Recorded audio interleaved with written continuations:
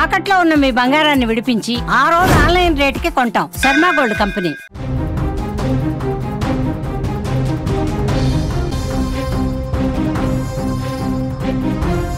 Breaking news చూస్తున్నాం. ఏపీలో liquor scam ప్రకంపనలు రేపుతోంది. మిథున్ రెడ్డి అరెస్టుతో వైసీపీలో ఒక్కసారిగా కలవరం మొదలైంది. ఛార్జ్షీట్లో జగన్ పేరుతో కేసు మరొక మలుపు తీసుకుంది. కేసులో వాట్ నెక్స్ట్ అనే దాని మీద సర్వత్రా ఆసక్తి కనిపిస్తోంది. స్కామ్లో జగన్ కీలకం అని ఆరోపణలు వస్తున్న నేపథ్యంలో జగన్ పాత్రపై విచారణ తర్వాతే నిర్ణయం ఉండబోతుందని తెలుస్తోంది. ఈ త్వరలో ఏపీ రాజకీయాల్లో సంచలనం నమోదు కాబోతున్నట్టుగా సమాచారం వస్తోంది. ఆంధ్రప్రదేశ్లో మద్యం కుంభకోణానికి సంబంధించి మిథున్ రెడ్డి అరెస్టుతో వైఎస్ఆర్ కాంగ్రెస్ పార్టీలో కలవరం మొదలైంది. ఏపీలో లిక్కర్ పాలసీ స్కామ్ ప్రకంపనలు రేపుతోంది. ఒక్కో అరెస్టు వైసీపీ పార్టీలో వణుకు మొదలవుతోంది. ఇప్పటికే ఈ కేసు పలువురు అరెస్ట్ అయ్యారు. తాజాగా ఎంపీ మిథున్ రెడ్డిని అరెస్ట్ చేసి జైలుకు తరలించడంతో ఉత్కంఠ రేపుతోంది. ఏపీ లిక్కర్ పాలసీ స్కామ్ కేసులో A4గా ఉన్న ఎంపీ మిథున్ రెడ్డిని సిట్ అధికారులు శనివారం సుదీర్ఘంగా విచారించిన తర్వాత అరెస్ట్ చేశారు. ఆదివారం ఉదయం విజయవాడలోని ప్రభుత్వ ఆసుపత్రిలో వైద్య పరీక్షల అనంతరం ఏసీబీ కోర్టులో మిథున్ రెడ్డిని విచారించారు. ఇరు పక్షాల వాదనలు విన్న న్యాయమూర్తి ఆగస్టు 1వ తేదీ వరకు మిథున్ రెడ్డికి రిమాండ్ విధించారు. అనంతరం పోలీసులు మిథున్ రెడ్డిని రాజమండ్రి సెంట్రల్ జైలుకు తరలించారు. లిక్కర్ స్కామ్లో ఎంపీ మిథున్ రెడ్డిపై సిట్ ఏసీబీ కోర్టుకు సమర్పించిన రిమాండ్ రిపోర్టులో సంచలన విషయాలు ప్రస్తావించింది. ఆంధ్రప్రదేశ్లో వైసీపీ ప్రభుత్వం ఉన్న 2019 నుంచి 2024 మధ్య కాలంలో తీసుకొచ్చిన కొత్త మద్యం పాలసీలో మిథున్ రెడ్డి పాత్ర స్పష్టంగా ఉందని కోర్టుకు సమర్పించిన రిమాండ్ రిపోర్టులో సిట్ పేర్కొంది. మిథున్ రెడ్డిని కుట్రదారుగా అభివర్ణించిన సిట్ మద్యం విధానంలో మార్పులు అమలు, ఇతర నిందితులతో కలిసి డిస్టిలరీలు సప్లయర్ల నుంచి నగదు తీసుకున్నట్లు ఆరోపణలు చేసింది. పక్కా ప్లాన్ ప్రకారం ఒక పకడ్బందీ ప్రకారమే అనుచిత లబ్ధి పొందేందుకు 2019-24 మధ్య రాష్ట్రంలో మద్యం ధరలను అనూహ్యంగా పెంచి తద్వారా డిస్టిలరీల నుంచి ముడుపులు అందుకున్నారని ఆరోపించింది సిట్. ఈ క్రమంలోనే మిథున్ రెడ్డి పలుమార్లు అప్పటి సీఎం కార్యదర్శి ధనంజయ రెడ్డి, ఓఎస్డీ కృష్ణమోహన్ రెడ్డి ఈ కేసులో A1గా ఉన్నటువంటి రాజకేశ్వర రెడ్డితో చర్చలు జరిపారని కోర్టుకు తెలిపింది. మొత్తం ప్రభుత్వానికి 3,500 కోట్ల ఆర్థిక నష్టం వాటిల్లినట్టు సిట్ ఆరోపణలు చేసింది. అయితే చివరికి ఈ ముడుపులు ఎవరికి చేరాయన్న దానికి సంబంధించి సిట్ ఇంకా లోతుగా దర్యాప్తు చేయాల్సినటువంటి అవసరం ఉందని చెప్పింది. జగన్కు ఉచ్చు బిగుస్తున్నట్టుగా వార్తలు వస్తున్నాయి. అంతిమ లబ్ధిదారు జగనే అనే చర్చ చాలా బలంగా జరుగుతోంది. ఈ స్కామ్ ద్వారా వేల కోట్లు జగన్కు చేరాయని, వాటిని ఎన్నికల్లో ఖర్చు పెట్టారనే ఆరోపణలు కూడా ఉన్నాయి. అలాగే లిక్కర్ ఛార్జ్షీట్లో సిట్ పలుమార్లు మాజీ సీఎం జగన్ పేరు ప్రస్తావించడం సంచలనంగా మారింది. ఛార్జ్షీట్లో జగన్ పేరు చాలా చోట్ల ప్రస్తావించింది. అలాగే ఈ అభియోగ పత్రంలో ఆయన్ను నిందితుడిగా ఇంకా చేర్చలేదు. ఎందుకంటే దర్యాప్తు కొనసాగుతుంది, దర్యాప్తు ఇంకా లోతుగా జరగాల్సినటువంటి అవసరం ఉంది అని చెప్పి సిట్ భావిస్తోంది. ఇక అనుబంధ అభియోగ పత్రాలు ఏవైతే ఉన్నాయో వాటిలో జగన్ ప్రమేయంపై ఇంకా స్పష్టత రావాల్సి ఉన్నటువంటి అవసరం ఉందని చెప్పింది. తాజాగా మరో 8 మందిని నిందితులుగా పేర్కొన్నారు. మొత్తం 16 మందిపై అభియోగాలు మోపారు. ఇప్పుడు జగన్ పేరు ఛార్జ్షీట్లో ప్రస్తావించడం ద్వారా ఈ కేసు కీలక మలుపు తీసుకునే అవకాశం కనిపిస్తోంది. సిట్ దాఖలు చేసే తదుపరి ఛార్జ్షీట్తో పాటు తాజాగా నోటీసులు, విచారణపైన ఉత్కంఠ పెరుగుతోంది. ఈ స్కామ్లో జగన్ను విచారిస్తారనేది తాజా పరిణామాల ద్వారా అందరికీ అర్థమవుతోంది. మరి త్వరలో ఏం జరుగుతుందన్న ఒక ఉత్కంఠ అయితే కనిపిస్తోంది.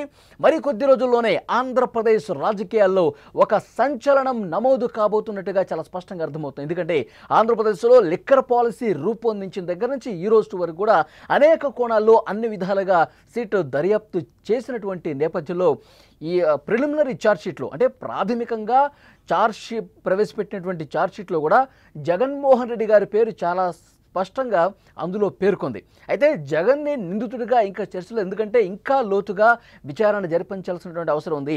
మరికొన్ని బలమైనటువంటి ఆధారాలు సేకరించాల్సినటువంటి అవసరం ఉంది. కాబట్టి ఇంకా నిందితుడి స్థానంలో జగన్మోహన్ రెడ్డి గారి పేరు ప్రస్తావించలేదు. అయితే ఈ కుంభకోణం ఏ విధంగా జరిగింది, ఏ విధంగా డిస్టిలరీస్ నుంచి డబ్బులు కొలగొట్టారు, ఏ విధంగా ముడుపులు తీసుకున్నారు, ముడుపులు తీసుకున్న దాన్ని జగన్మోహన్ రెడ్డి వరకు చేరే విధంగా ఎలాంటి ప్రయత్నాలు జరిగాయి, తర్వాత డెన్స్ ఎక్కడెక్కడ ఏర్పాటు చేసుకున్నారు, ఏ విధంగా విదేశాలకు పంపించారు, అలాగే గత ఎన్నికల్లో వైఎస్ఆర్ కాంగ్రెస్ పార్టీ అభ్యర్థులకు వాళ్ళు గెలవటం కోసం ఏ విధంగా ఓట్లు కొన్నారు, ఈ అన్ని విషయాలకు సంబంధించి నిందితుల నుంచి సేకరించినటువంటి ఆధారాలు, వాళ్ళ వాంగ్మూలాలు, తీసుకున్నటువంటి డాక్యుమెంటరీలు, వాళ్ళు చేసినటువంటి ప్రయాణాలు, వాళ్ళ కాల్ డేటా కావచ్చు, ఇవన్నీ కూడా ఈ ప్రిలిమినరీ ఛార్జ్షీట్లో చాలా స్పష్టంగా సిట్ అందులో పొందుపరిచింది.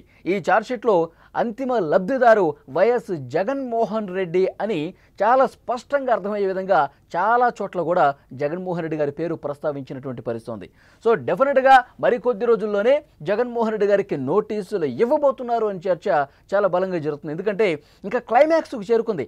మద్యం కుంభకోణంకి సంబంధించి పూర్తిగా ఆధారాలు లభ్యమయ్యాయి. అయితే అంతిమ లబ్ధిదారుకు సంబంధించి ఆయన నిందితుడిగా చేర్చాలంటే వారికి సంబంధించిన ఇంకొన్ని బలమైన ఆధారాలు రాబట్టాల్సినటువంటి అవసరం ఉంది. ఇప్పటివరకు ఎవరైతే అరెస్ట్ అయ్యారు, మిథున్ రెడ్డి కావచ్చు, రాజకేశ్వర రెడ్డి కావచ్చు, గోవిందప్ప బాలాజీ కావచ్చు, కృష్ణమోహన్ రెడ్డి కావచ్చు, ధనంజయ రెడ్డి కావచ్చు, ఇట్లా ఎవరైతే ఈ కేసులో అరెస్ట్ అయి ఉన్నారో వాళ్ళు ఇచ్చినటువంటి ఆధారాలను బేస్ చేసుకుని మరికొన్ని కీలకమైనటువంటి ఆధారాలు కావాల్సినటువంటి అవసరం ఉంది. కాబట్టి జగన్మోహన్ రెడ్డి గారికి అతి త్వరలోనే ఈ మద్యం కుంభకోణానికి సంబంధించి నోటీసులు ఇవ్వబోతున్నారు.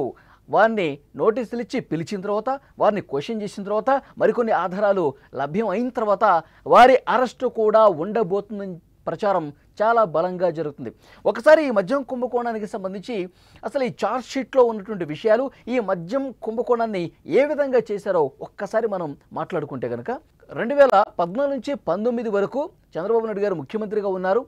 అప్పుడు ఒక మద్యం పాలసీ ఉంది. కానీ ఎప్పుడైతే వైసీపీ అధికారంలోకి వచ్చిందో, ఎప్పుడైతే జగన్మోహన్ రెడ్డి గారు అధికారంలోకి వచ్చారో అప్పటి వరకు ఉన్న పాలసీని పూర్తిగా రద్దు చేసి ఒక కొత్త పాలసీని తీసుకొచ్చారు. ప్రభుత్వమే మద్యం అమ్ముతుందని చెప్పి ప్రభుత్వం నేరుగా మద్యం దుకాణాలు ఏర్పాటు చేసి ప్రజలకి మద్యం అందించినటువంటి పరిస్థితి. అయితే ఈ పాలసీ ఎవరైతే లిక్కర్ తయారు చేస్తారో, ఎవరైతే లిక్కర్ సరఫరా చేస్తారో ఆ కంపెనీల నుంచి ముడుపులు తీసుకున్నారు.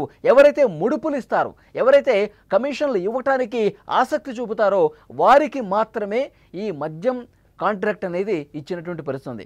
మద్యం తయారీ అనేది వాళ్ళకి ఎక్కువగా ఆర్డర్లు ఇచ్చినటువంటి పరిస్థితి. ఎవరైతే కమిషన్లు ఇవ్వలేదో, ఎవరైతే తాము ఎంత పర్సంటేజ్ అయితే ఇవ్వాలి అని చెప్పేసి అన్నారో ఆ పర్సంటేజ్ ప్రకారం వాళ్ళు ఇవ్వకపోతే, ముడుపులు ఇవ్వకపోతే వాళ్ళకి ఆర్డర్లు కట్ చేసేవారు. సో డెఫినెట్గా ఇచ్చిన వాళ్ళకే పెద్ద ఎత్తున ఆర్డర్లు ఇచ్చారు. ఇందులో రాజకేశ్వర రెడ్డి కంపెనీలు ఉన్నాయి, అలాగే మిథున్ రెడ్డికి సంబంధించిన కంపెనీలు ఉన్నాయి.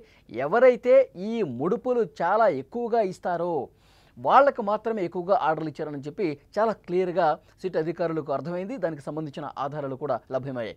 అయితే ఒక్కొక్క కేసుకి 150 నుంచి 400 రూపాయల వరకు వసూలు చేశారు. అంటే ప్రతి నెల కూడా ఈ మద్యం సరఫరా డిస్టిలరీస్ కంపెనీ నుంచి 50 నుంచి 60 కోట్లు ప్రతి నెల, మొత్తం ఓవరాల్గా అయితే 3,570 కోట్ల రూపాయలని ముడుపుల రూపంలో వసూలు చేశారు. ఇవన్నీ కూడా జగన్మోహన్ రెడ్డి గారికి అత్యంత సన్నిహితం. ఈ వసూలు చేసేదేమో రాజకేశ్వర రెడ్డి, వాటిని నేరుగా మిథున్ రెడ్డికి, తర్వాత విజయసాయి రెడ్డికి, గోవిందప్ప బాలాజీ భారతీయ సిమెంట్స్ పూర్తికాలపు డైరెక్టర్గా ఉన్నారు. భారతి గారి ఆర్థిక వ్యవహారాలను చూసే గోవిందప్ప బాలాజీ, వీళ్ళకి ఈ ముడుపులు అనేవి వెళ్ళేవి. వీళ్ళ ద్వారా జగన్మోహన్ రెడ్డి గారికి ఈ ముడుపుల సొమ్ము వెళ్ళింది అని చెప్పి చాలా బలంగా సిట్ వాదిస్తోంది. సిట్ కొన్ని ఆధారాలు కూడా సంపాదించినటువంటి పరిస్థితి. అయితే ఈ అంతిమ లబ్ధిదారుకు చేరిన డబ్బుని తర్వాత ఎక్కడెక్కడికి చేర్చారు అనేది చాలా క్లియర్గా సిట్ దర్యాప్తులో వెల్లడించింది. కొన్ని విదేశాలకు పంపించారు, దుబాయ్ లాంటి కంపెనీలకు దుబాయ్లో పెట్టారు, కొన్ని డెన్స్ ఏర్పాటు చేశారు. అలాగే ఇక్కడ ఎన్నికల్లో 200 నుంచి 300 కోట్ల రూపాయలు ఈ మద్యం సొమ్ము ద్వారానే వీళ్ళు ఎన్నికల్లో ఖర్చు పెట్టినట్టుగా కూడా తెలుస్తోంది. ముఖ్యంగా నెల్లూరు కావచ్చు, ప్రకాశం కావచ్చు, చిత్తూరు కావచ్చు, ఈ జిల్లాల్లో 2024 సార్వత్రిక ఎన్నికల సమయంలో వైఎస్ఆర్ కాంగ్రెస్ పార్టీ అభ్యర్థులకు వాళ్ళ గెలుపు కోసం ఓట్లు కొన్నది కూడా ఈ మద్యం కుంభకోణం ద్వారా, ముడుపుల ద్వారా వచ్చినటువంటి డబ్బు అని చెప్పి చాలా క్లియర్గా అందులో ప్రస్తావించింది. ఎందుకంటే తాడేపల్లి ప్యాలెస్కి అతి సమీపంలోనే ఒక land mark villa 312 flat number, అందులో పూర్తిగా ఈ మద్యం డబ్బుని పెట్టి ఎన్నికల సమయంలో అక్కడి నుంచి గతంలో కూడా ప్రణయ్ ప్రకాష్ పేరు ప్రస్తావించారు సిట్. ప్రణయ్ ప్రకాష్ను అరెస్ట్ కూడా చేసిన పరిస్థితి ఉంది. ప్రణయ్ ప్రకాష్ చాలా స్పష్టంగా ఆ డెన్కి కాపలాదారుగా ఉండి చెవిరెడ్డి భాస్కర్ రెడ్డి అనుచరులు అక్కడికి వచ్చినప్పుడల్లా డబ్బులు ఇచ్చి, చెవిరెడ్డి భాస్కర్ రెడ్డి అనుచరులు, తర్వాత పిఏలు, తర్వాత గన్మెన్లు అక్కడికి పంపించి అక్కడి నుంచి డబ్బులు తీసుకుని వైఎస్ఆర్ కాంగ్రెస్ పార్టీ అభ్యర్థులకు అందజేసిన పరిస్థితి ఉంది. దీనికి సంబంధించి కూడా క్లియర్గా ఆధారాలు సంపాదించింది. అలాగే రాజకేశ్వర రెడ్డి తన ఏదైతే డిజిటల్ రిలీజ్ కంపెనీలు అక్కడ పెట్టి డబ్బులు కొల్లగొట్టాడో ఆ డబ్బు ద్వారా తను సినిమాలు తీశాడు. సినిమాలు తీసి కొన్ని స్టార్టప్ కంపెనీలు క్రియేట్ చేసి వాళ్ళ భార్యకు సంబంధించినటువంటి కంపెనీల్లో కూడా ఈ ముడుపులు తరలించాడు. దీని ద్వారా బ్లాక్ మనీని వైట్గా మార్చుకున్నటువంటి పరిస్థితి ఉంది. సో డెఫినెట్గా ఈ మద్యం కుంభకోణం క్లైమాక్స్కు చేరుకుంది దర్యాప్తు. ఇందులో అంతిమ లబ్ధిదారు వైఎస్ జగన్మోహన్ అని చెప్పి కొన్ని ప్రాథమికంగా ఆధారాలు లభించాయి. అయితే పూర్తి స్థాయిలో ఆధారాలు లభ్యమయ్యే వరకు జగన్మోహన్ రెడ్డి గారికి సంబంధించి ఎలాంటి విషయాలు ఇంకా బయటకు రాలేదు అని చెప్పి సిట్ అధికారులు చెప్తా ఉన్నారు. డెఫినెట్గా వైఎస్ జగన్మోహన్ రెడ్డి గారికి అతి త్వరలోనే నోటీసులు పంపించబోతున్నది మాత్రం చాలా క్లియర్గా అర్థమవుతుంది. ఈ ప్రిలిమినరీ ఛార్జ్ షీట్ చూసిన తర్వాత చాలా స్పష్టంగా అర్థమవుతుంది. వైఎస్ జగన్మోహన్ రెడ్డి గారి పేరు అందులో ప్రస్తావించారు. అంతిమ లబ్ధిదారు వైఎస్ జగన్మోహన్ రెడ్డి అని దాన్ని బట్టి అర్థమవుతుంది. సో కాబట్టి రోజుల వ్యవధిలోనే, ఇంకా ఎక్కువ సమయం కూడా లేదు, రోజుల వ్యవధిలోనే జగన్మోహన్ రెడ్డి గారు కూడా సిట్ అధికారులు నోటీసులు పంపిస్తారు, విచారణకు పిలుస్తారు. విచారణకు హాజరైన తర్వాత వీళ్ళు ఏవైతే సమాచారం ఇచ్చారో అంతిమ లబ్ధిదారు బిగ్ బాస్ డబ్బులు ఎక్కడికి పంపించారో వీళ్ళకి చాలా క్లియర్గా ఆధారాలు ఉన్నాయి. ఈ ఆధారాలు ముందు పెట్టి వైఎస్ జగన్మోహన్ రెడ్డి గారిని ప్రశ్నిస్తారు. ఆ తర్వాత జగన్మోహన్ రెడ్డి గారు అరెస్టు కూడా ఉండబోతుంది అని చెప్పి ఇప్పటికే ఆంధ్రప్రదేశ్ రాజకీయ వర్గాల్లో చాలా తీవ్రమైనటువంటి చర్చ జరుగుతోంది. ఎంతో దూరం కూడా లేదు, అతి కొద్ది సమయంలోనే, మరికొద్ది రోజుల్లోనే ఈ పరిణామం జరుగుతుంది. ఆంధ్రప్రదేశ్లో రాజకీయ సంచలనం నమోదు కాబోతుంది. జగన్మోహన్ రెడ్డి గారు కూడా అరెస్ట్ అయ్యే అవకాశం ఉంది అని చెప్పి ఇప్పటికే తెలుగుదేశం పార్టీ నాయకులు చాలా స్పష్టంగా చెప్తా ఉన్నారు. ఎంత పకడ్బందీగా, ఎంత ప్లాన్గా ఈ మద్యం పాలసీని రూపొందించి డబ్బులు కొల్లగొట్టారు, ప్రజాధనాన్ని లూటీ చేశారనేది సీఎం చంద్రబాబు నాయుడు గారు కూడా మొన్న ప్రెస్ మీట్లో చాలా స్పష్టంగా చెప్పారు. చాలా పక్కాగా, చాలా క్లియర్గా ఈ లూటీ జరిగింది, ప్రజాధనాన్ని దోపిడీ చేశారు, 3,500 కోట్ల రూపాయలని దోచేశారు లిటరల్గా. అవి ఎక్కడ పెట్టుబడులు పెట్టారు వాటికి సంబంధించిన కూడా ఆధారాలు బయటకు వస్తామని, అతి కొద్ది రోజుల్లోనే అంతిమ లబ్ధిదారు బిగ్ బాస్కు సంబంధించిన మరికొన్ని బలమైన ఆధారాలు లభ్యం కాబోతున్నాయన్నది సిట్ ఆ ఛార్జ్షీట్ను పరిశీలిస్తే అర్థమవుతుంది.